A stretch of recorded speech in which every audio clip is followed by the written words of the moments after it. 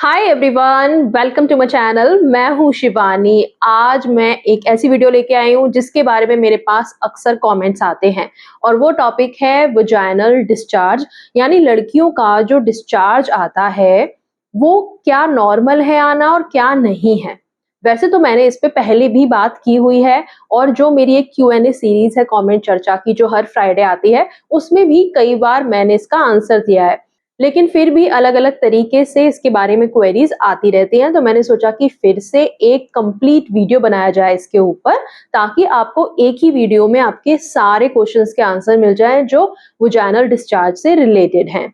तो आइए शुरू करते हैं आज का वीडियो। कुछ भी अच्छा लगे इस वीडियो में तो एक थम्स अप करके लाइक जरूर करना, शेयर करना इसे सारी लड़कियों के साथ में, और मेरे चैनल पे सब्सक्राइब जरूर कर लीजिए अगर अभी तक आपने नहीं किया है तो।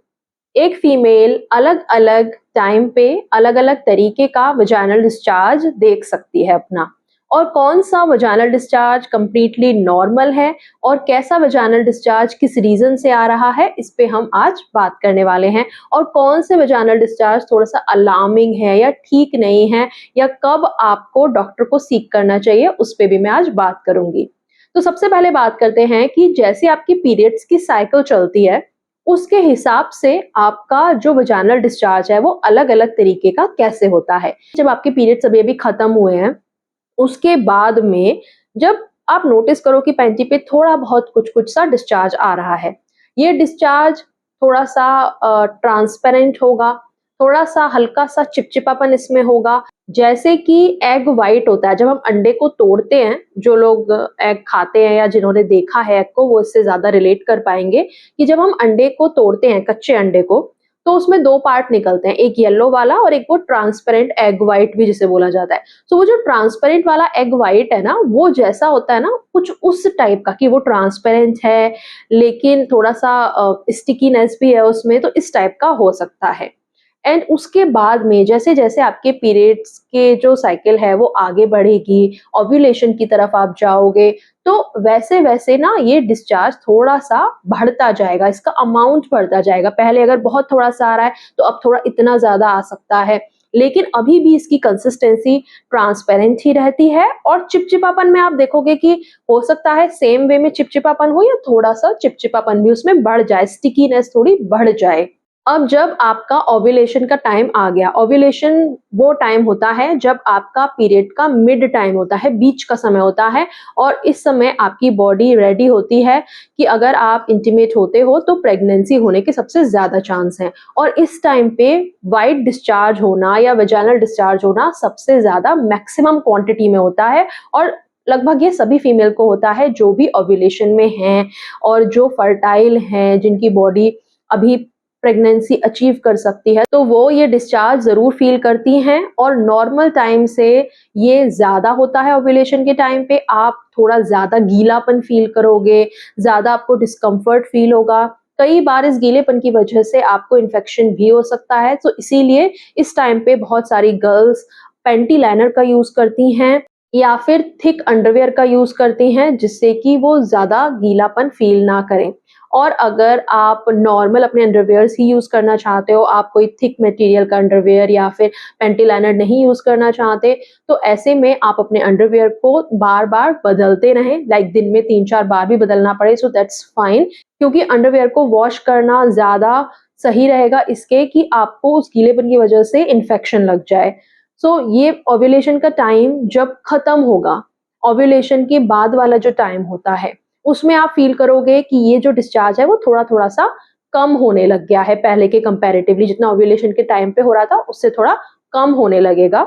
और थोड़ी-सी इसमें थिकनेस भी आप फ़ील करोगे कि पहले जितना पतला आ रहा था डिस्चार्ज, ज़्यादा गीलापन दे रहा था आपको, अब वो उतना गीलापन नहीं देगा, थोड़ा-सा थिक हो जाएगा।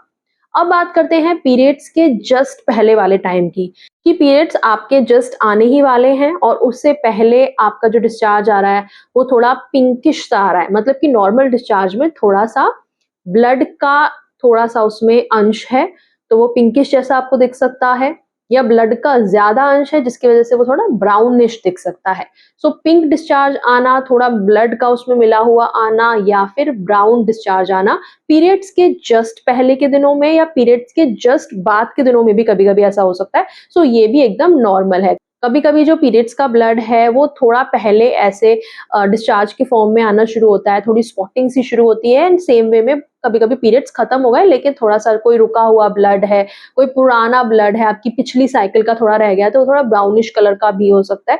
So that is completely normal. लेकिन अगर ये ब्राउनिश डिस्चार्ज या पिंकिश डिस्चार्ज या फिर ये ब्लड वाला डिस्चार्ज आपको पीरियड्स के दिनों के आसपास ना होके कभी बीच में आए, तब ये थोड़ा-सा अलार्मिंग है आपके लिए कि पीरियड्स की डेट आस-पास है नहीं, लेकिन फिर भी ये क्यों आ रहा है ब्लडी डिस्चार्ज। तो ऐसे में फिर आपको डॉक्टर को कंसल्ट करना चाहिए, गायनेकोलॉजिस्ट को आप दिखा सकते हैं जो कि लेडी डॉक्टर होती हैं उनको। अब इसके अलावा कुछ और डिस्चार्ज की हम बात करते हैं। हमने पूरी पीरियड्स की साइकिल कवर कर ली कि पूरे पीरियड्स की साइकिल में कैसे ये कम ज़्यादा होता है वजाइनल डिस्चार्ज, और क्या इसकी कंसिस्टेंसी रहती है, क्या इसका कलर रहता है। कलर मोस्टली ये ट्रांसपेरेंट रहेगा या हल्का सा उसमें व्हाइटिश सा अंश रह सकता है जब ओव्यूलेशन का टाइम है या ओव्यूलेशन के बाद वाला टाइम है, तो उसमें जो थिक कंसिस्टेंसी है वो थोड़ी सी व्हाइटिश जैसी लग सकती है आपको, लाइक कोई बहुत ही पतली कंसिस्टेंसी का बॉडी लोशन हो, ऐसे टाइप की हल्का सा व्हाइटिशनेस उसमें। सो ये कंप्लीटली नॉर्मल है। अब क्या चीजें नॉर्मल नहीं है उस पे बात करते हैं। पहला तो ये कि आपके डिस्चार्ज में स्मेल आए। हर किसी की अपनी एक यूनिक स्मेल होती है और हर किसी को अपनी स्मेल पता भी होती है कि ऐसे स्मेल आती है मेरे प्राइवेट पार्ट वाले एरिया से। सो अगर वो स्मेल आपको बहुत ही अजीब लगे, डिफरेंट लगे, कुछ बहुत ही फाउल स्मेल ऐसी है कि बदबू जैसा फील करा रहा है आपका डिस्चार्ज, सो वो ठीक नहीं है। आपका डिस्चार्ज आपको खुजलियाँ दे रहा है, मतलब बहुत ज़्यादा ईचिंग हो रही है उसकी वजह से, आप खुजा रहे हो अगर बाई चांस थोड़ा बहुत, तो उससे भी आपको शांति नहीं मिल रही, मतलब इतनी ज़्यादा अर्ज हो रही है कि खुजाते रहो और आपको उसकी वजह से रैशेज़ भी हो रहे हैं। तो ये भी एक साइन है कि आपको वजाइनल इन्फेक्शन हुआ है और आपको डॉक्टर के पास जाने की ज़रूरत है। इसके अलावा अगर सडनली कोई चेंज आप फ़ील करो कि नॉर्मल टाइम पे ऐसा नहीं होता था, एकदम से कुछ डिफरेंट हो रहा है, जैसे कि कलर कोई डिफरेंट ही आ रहा है, बिल्कुल ही ऐसा कि अभी तक आपने कभी फ़ील नहीं किया। कंसिस्टेंसी ऐसी आ रही है कि बहुत ज़्यादा ही एकदम से आ रहा है, एकदम से आपकी पैंटीज़ इतनी ज़्यादा गीली होने लगना और उसके साथ-साथ अगेन इचिंग होना, जलन होना, खुजली होना, तो ये सारे लक्षण कहलाते हैं कि आपको वजाइनल डिस्चार्ज हुआ है एंड इमीडिएटली आपको डॉक्टर को दिखाने की ज़रूरत है। इसके अलावा कुछ ऐसा डिफरेंट कलर आ रहा है, जैसे ग्रीन हो गया, येलो हो गया, तो इस तरीके का कलर डिफरेंस अगर आप देख रहे हो तो वो भी दिखाता है कि आपको कोई इन्फेक्शन हुआ है जिसकी वजह से ये अजीब सा ही कलर येलोइश या ग्रीनिश में आ रहा है। अब एक और डिफरेंट तरीके के डिस्चार्ज के बारे में मैं आपको बताती हूँ। कई बार जैसे दही होता है ना, दही दही व्हाइट कलर का होता है, ऐसा थोड़ा फटा-फटा सा फील होगा अगर आप हाथ से दही को उठाओगे, जो नेचुरल घर का जमा हुआ दही होता है, वो थोड़ा-सा ऐसा फटा-फटा सा फील होता है हाथ में। तो अगर वैसी कंसिस्टेंसी का आपको डिस्चार्ज आए, दही जैसा, व्हाइट एकदम डार्क व्हाइट कलर होगा उसमें प्रॉपर और दही जैसी कंसिस्टेंसी का होगा, थोड़ा गाढ़ा-गाढ़ा सा।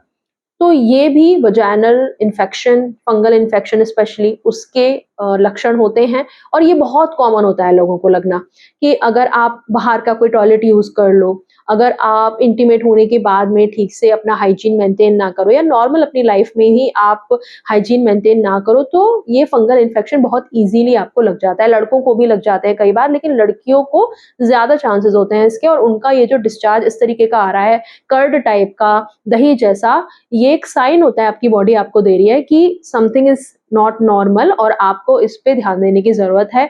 इसको तुरंत क्योर करना जरूरी है, नहीं तो आगे चल के आपको इससे प्रॉब्लम हो सकती है। अब कुछ और बातें मैं ऐड करना चाहूंगी। ये जो गर्ल्स को डिस्चार्ज आता है, ये कई बार बहुत ही अर्ली एज से शुरू हो जाता है। आप अपने टीनेज में अभी आए ही हो या कई बार तो टीनेज से पहले भी, आपके पीरियड्स शुरू होने के पहले भी आपकी बॉडी ये वजाइनल डिस्चार्ज करना शुरू कर देती है और कहीं न कहीं ये एक साइन होता है, आपकी बॉडी खुद को अंदर से क्लीन कर रही है, आपकी बॉडी खुद को पीरियड्स के लिए तैयार कर रही है, इन सब चीज़ों का। तो अगर कोई भी ऐसा पर्सन है कि उसकी कोई बड़ी बहन या उसकी कोई मम्मी ये वीडियो देख रही है, सो आप अपनी गर्ल्स को ठीक से गाइड कीजिए कि it's completely normal early age में भी डिस्चार्ज का आना। ऐसे टाइम पे आपको हाइजीन एकदम अच्छे से अपना मेंटेन करना है।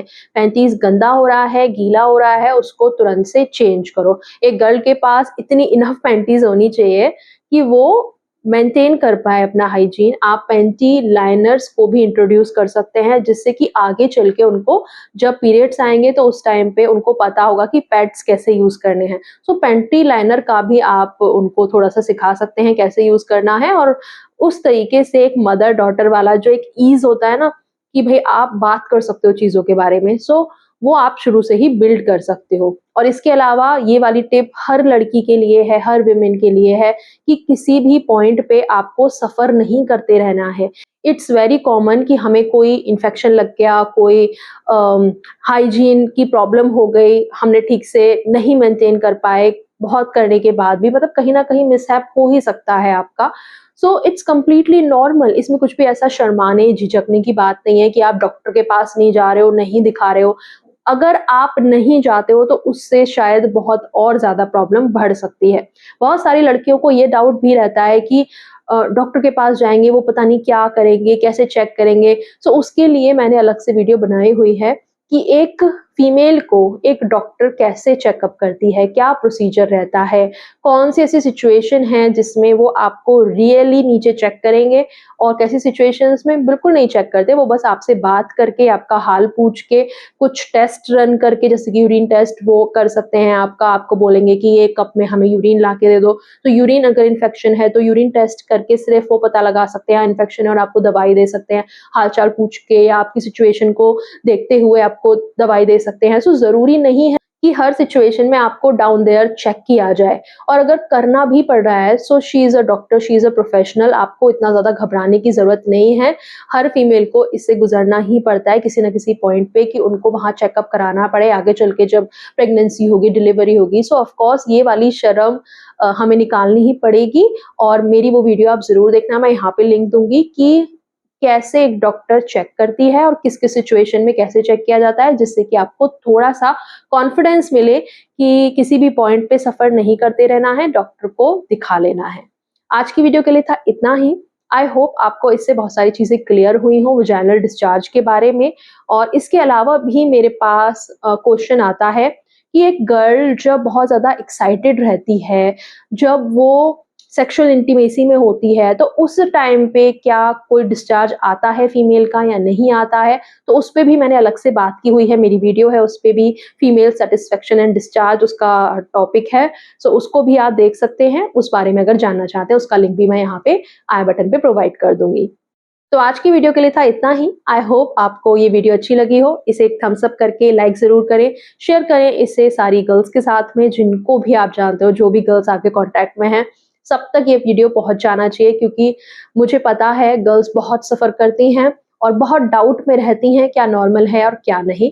तो इसलिए ये वीडियो हर लड़की तक पहुँचना बहुत ज़्यादा ज़रूरी है, और मेरे चैनल पे सब्सक्राइब करके ऐसे ही और चीज़ों के बारे में आप जानकारी ले सकते हैं। मेरे चैनल को ज़रूर चेकआउट करना, और बाकी के वीडियोज़ जो भी आपको लगे कि आपकी हेल्प कर सकते हैं, उन्हें भी ज़रूर देखना।